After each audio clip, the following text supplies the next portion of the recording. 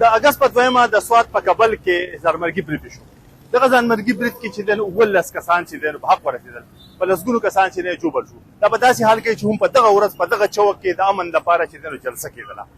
د دغې نه وروسته چې د خیبر پښتونخوا وزیر اعلی، گورنر، د خیبر پښتونخوا د پولیسو مشر او دغه رنګ وفاقي وزیر امیر مقام او نور چې د ام پی ایز امنیز او هغه راله او د کوم چې زخمیانو په سیدو شریف هسپتال کې هغې درملنه یا د هغې تپوس وکړو، کوم چې شهیدان شوي وو د هغې چې لاسنیوی وکړی.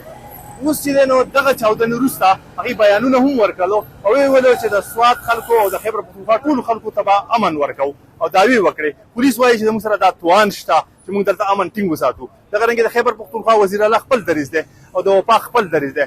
د نن خپل اختلاف هم دی خو په دغه راتګ باندې دونه سانحه وشوه، په دې باندې عام خلک سوی د عامو خلکو چې دی نو د هغې دریځ لرو چې هغې په دغه دماکې ته چاودنې ته او بیا وروسته د سوات امن ته څه وایي. په کومه طریقه ستانه د شرکتان نه وځي او دا دومره خلک تباه کوي، دا دومره خلک وځي.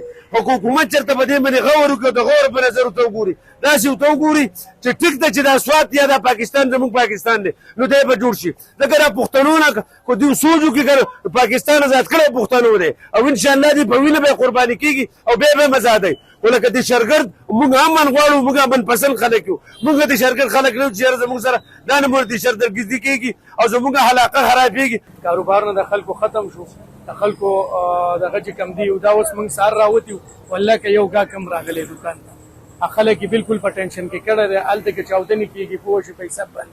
موږ خو د دوی په حساب کتاب نه پوهېږو چې دا څه حساب دی، کومه پالیسي روانه چې د خدای په خاطر د دې سوات د نور غلار شي. دا چې کله لږ په وړاندې روان شي، لږ سیاحت روان شي، لږ د په ترقۍ روان شي، دوی یو دم دا ګیم شروع کړي. د خدای په خاطر باندې که هر څوک دا ګیم کوي د خدای خاطر وکړي او تاسو ته سوال کوم چې دې نه خلاص شي. زموږ امن نور مه تباه کوئ. سوات یو بهترین ماحول دی پکې، یو بهترین کاروبار دی خو چې دوی موږ امن ته پرېږدي نه پرېږدي چې موږ. زه سوال کوم چې امن دې راشي چې مرکز امن غواړي او صوبه امن غواړي او پولیس امن غواړي او پوځ امن غواړي.